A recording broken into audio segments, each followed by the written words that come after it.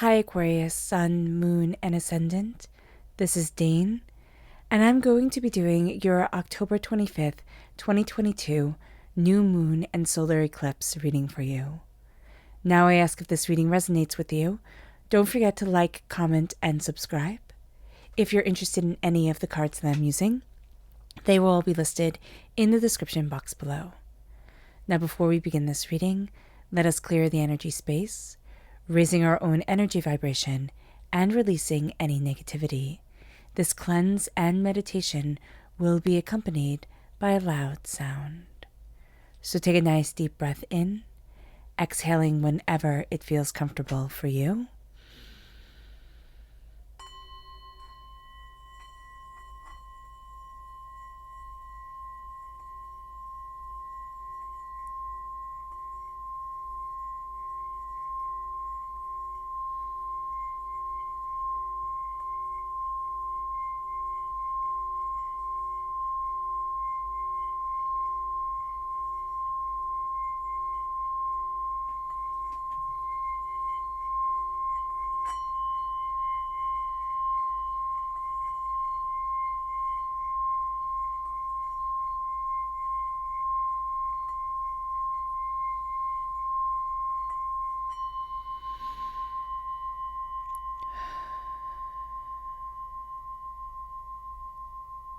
Releasing all negativity from the body like storm clouds.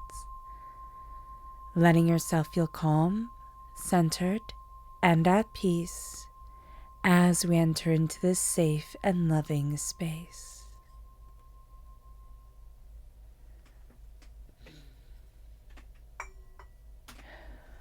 All right, Aquarius, let's see the energy that we need to be mindful of during this time. Angels and spirit guides, show me clearly. Guide this reading and show me clearly. We have the Six of Pentacles. Okay. You're lending a helping hand to somebody who won't appreciate it. Or there's something that you are giving that isn't going to be received the way that it is being given. So that can mean that the spirit of it isn't being received, or somebody's going to think you have ulterior motives. There is also an energy that you need to be mindful of where there might not be fair pay for the work that you're doing, or somebody might think, oh, you're going to do this for free, when you're like, what do you mean? Type of thing. Just be very aware of this during this time. And it's not only during this moon on the 25th, it's going to be from new moon to full moon. So just be aware of this, that things might seem a bit out of balance. And that's because the heart is becoming more centered and it's also transforming during this time. So we're going to be able to see ourselves a lot more clearly as we embrace this eclipse season. So let's see what the tarot has to say. Angels and spirit guides, show me clearly. Guide this reading and show me clearly. Angels and spirit guides.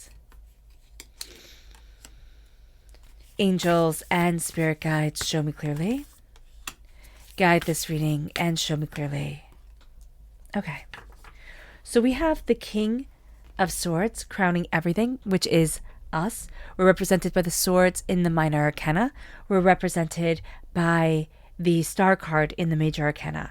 We then have the hermit, which is also Virgo energy. We have the Queen of Swords coming in. So what do you... Oh, actually...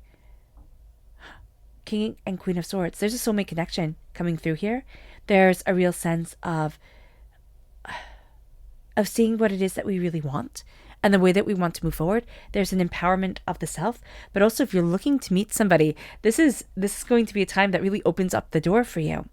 We then have the Nine of Swords. There's a lot of worry. You're going to put a lot of self-doubt on this time, a lot of worry, a lot of doubt, a lot of fear. We have to kind of nip this in the bud, or else it's going to take over. We're not going to see ourselves as a queen or as a king. We're going to see ourselves just as endless worry, endless things to fret over. Okay? So let's be aware of that, because the Nine of Swords has a tendency to want to come in and steal all the happiness, and Spirit's saying, you don't get that opportunity. So the King of Swords and the Queen of Swords. Again, whenever I have the King and the Queen from the same deck in a reading come through, There's a soulmate connection, a true love connection. It could be that you're strengthening the bonds with your partner. It can be that you are falling in love. It can also be that you're seeing what you desire and love and want in your own life for yourself. And you're starting to see your own power. You're starting to see your worth, where it is that you want to be, where it is that you need to be, what it is that you desire. And you're opening up the door in a very real way, in a very honest way, in a very succinct way for you. And that's going to be a very big deal. But because we're crowned with the king, the sacred masculine energy of this time is coming forward. Now, with the new moon in Scorpio on the 25th of October, we also have Venus and the sun right next to each other. And Venus and the sun, during the day, it's going to illuminate what we love, what we're passionate about, what we want. But at night, there is this transformation of the heart that calls for a change that is both very personal and very emotional. And we're going to see things very succinctly. We're going to be cutting through a lot of doubts, a lot of fears, very much saying, this is what I need, this is what I want, this is where I want to be. The King of Swords can be a bit blunt. So we're crowned with energy that can be a bit blunt. People might say, wow, Aquarius, maybe soften your words a little bit, or you didn't have to be so mean. Are we going to intend it to be that way? No, we're not. We're going to say, but that's how I see it. Like, that's how it is. I'm just stating the facts. Note that the facts can come out a bit blunt during this time. So again, be aware. We also have this sense of determination, of insight, of ideas. We're going to be very much cutting to the heart of issues, but also very much embracing our voice, saying, this is what I need, this is what I want. I'm not interested in your excuses. I'm interested in results, which brings us to the hermit. During this moon, when we can find ourselves connecting with everyone, this moon is going to be a very private moon for us, as it is a private moon for a lot of people. The new moon brings introspection. It is a time of journaling. It is a time of meditation, of prayer, of connection, of setting our intentions to the new moon and to what we want. So we're going to see this with the hermit. As much as we are going to be connecting with people, and I do see that that's very important for us, we are also going to be saying, where do I want to be? What do I need for me? What do I desire? What do I want? What is appropriate for me and what isn't? Where do I need to be and where don't I need to be? We're going to be looking at the way we spend our time, on what we spend our time on, and looking at what brings us joy and what doesn't, what moves us forward and what holds us back, and what brings us to the place that we want to be, what opens our eyes and what holds us in rigidity or in fear. So there is a real sense of I'm seeing where I need to be for me, and I'm looking at what I desire for me. There is also, this is in the movie. These are Hocus Pocus tarot cards. This is the movie where Billy is coming out of the ground, right? And there's a sense of something that has been buried within us coming forward. And we need time to sit with that.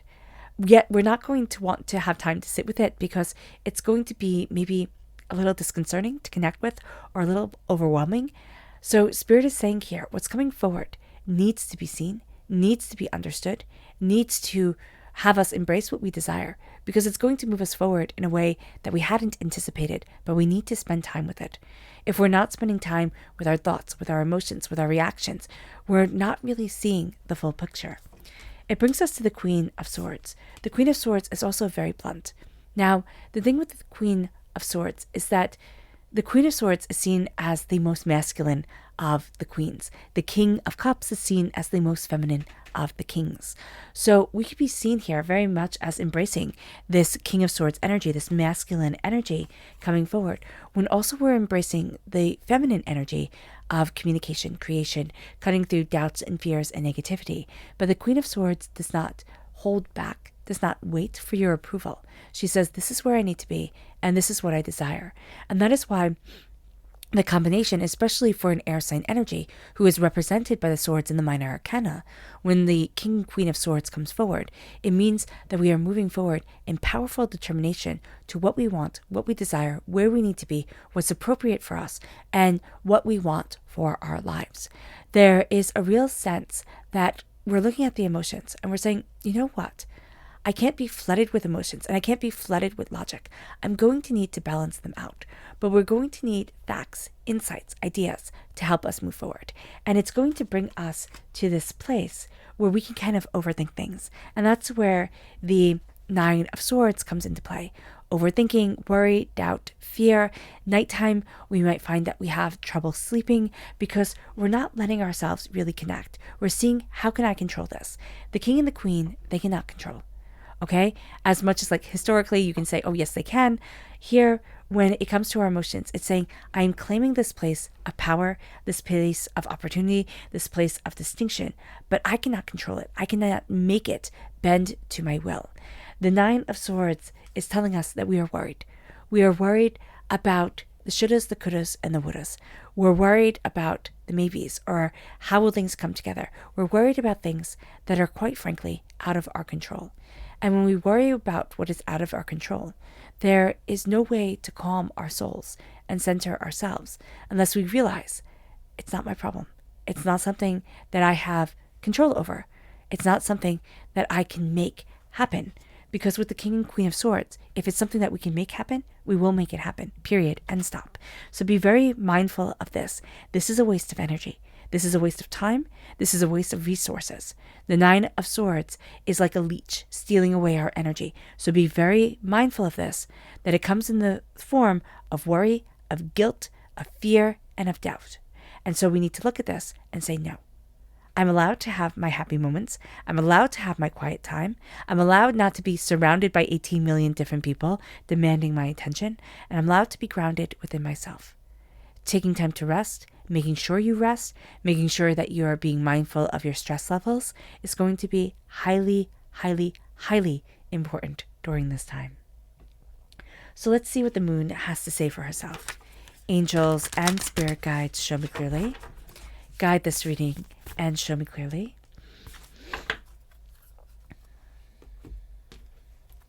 Angels and spirit guides.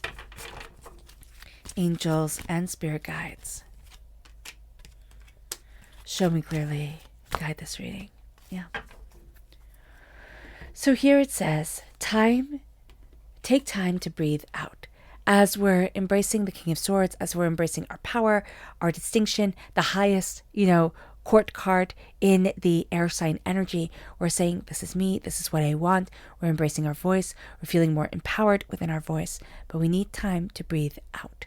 We need time to center ourselves, see what it is that we love, see what it is that we want, see where it is that we need to be, and center ourselves for our prosperity, for what we desire, and for what's appropriate for us at this time.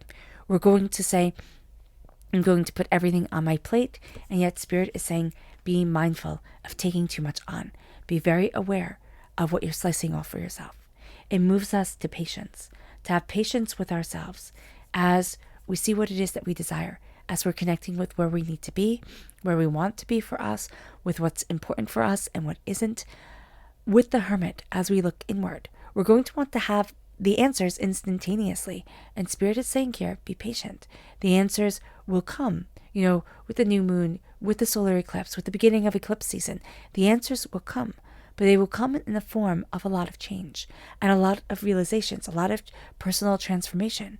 Scorpio is all about self-transformation. It's represented by the Death card, the dying away of the old self, the rebirth of the new.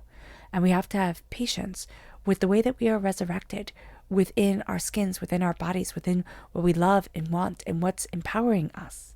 It moves us to the extremes. The Queen of Swords, coupled with the King of Swords, we can go from very much embracing the feminine energy to very much embracing the masculine energy. We also need to say, which feels more appropriate for me? Which one do I, feel more comfortable with within my life? The sacred masculine energy or the sacred feminine energy? And this is going to be a time where we learn how to balance both of them. We're learning how to be more assertive and also more compassionate, and when we need to embrace either one. The extremes of the Queen of Swords mean that we can get very emotional with what we're setting out to do. We can find that our temper might rise. We might get very sharp-tongued. We might be very intense, hyper-focused. We have to make allowance for that. But we also have to be aware that our words can wound or hurt or be too intense sometimes. So just be very aware of this. It moves us to the realization. When we realize that we are the key, when we realize that our actions and our mental state, what we are thinking about, what we desire, is unlocking the door and moving us forward, we're going to see that the worry, the endless doubt, the endless fear, it doesn't serve us at all. And we're going to see ourselves really moving away from it. But there's something here. There's a moment that's going to happen where it's like, all this worry, it's not serving me. It's not changing anything. So be very aware of that. Then we can become a little bit too intense with the way that we're going to relax. We can go from one extreme to another. So just be aware of this. But we're going to become very aware that we ourselves, human beings, our actions, our desires, our determination, that's going to be the key that unlocks our door for us. It moves us to our subconscious energy to be mindful of. And this is rebirth. This is the transformation of the eclipse season. We need to be mindful that this eclipse season might be very intense for us, that the way that we are reborn can be a little bit raw. Kind of think of a child being born. When you come out of the womb, you're screaming, you're crying, you're all covered with goop, you need to be cleaned, and there's this adjustment that needs to happen. You go from being kind of like a water creature to being a land creature. And so here there is this sense of, I need to get my legs. I need to see what it is that I want. And I need to not be so unyielding with myself and say, no, it has to be like this. I have to be, just perfect out of the gate. You have to get your land legs or your sea legs, depending on how you see it. You have to give yourself, permission to make mistakes and be kind with yourself as you do so. It moves you to your subconscious Luna message, which says here, confidence is your key to success. And your resilience, the fact that you have carried so much, you've carried your world tree on your back, what you are creating, what you desire, what you want. You're seeing yourself take root. You're seeing where it is that you need to be, guide you forward. Your confidence, your assertion within yourself, but also the assertion of your voice, the king and the queen of swords coming forward and saying, no, I know, I've earned this. Also realize with the sword is the only weapon in the tarot. Yes, you can argue the staff, and you start off learning the staff, but you learn the staff, especially as a noble, to learn the sword. The sword is the weapon. The sword is what cuts. The sword is what's crafted under tremendous amount of stress, tremendous amount of heat, to have it done just right. And these are the things that we have learned within ourselves. Again, crafted under tremendous amount of stress, tremendous amount of, of molding and wrong footing and practicing and learning. We have found our voice. We have found what we stand for. We have, or we're finding what we stand for. We're finding our voice depending on where we are in our journey.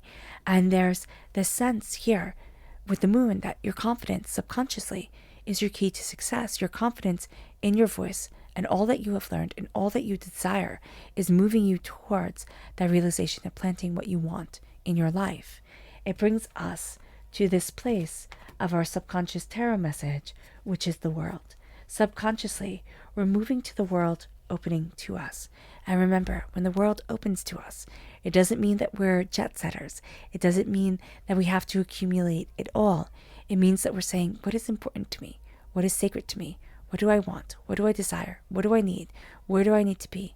And how am I opening myself to let my world, enrich my life and let myself see what I truly want for me? All right, Aquarius. I hope this reading has resonated with you. I wish you nothing but light, love, peace, and happiness. May harmony always be with you. I'm sending loving, healing energy to each and every one of you. I love you all, and stay safe. Let's end this reading with a meditation, a clearing away of negative energy, a raising of our positive energy as we embrace the power, intensity, and beauty of this moon and of ourselves. So take a nice deep breath in, exhaling whenever it feels comfortable for you.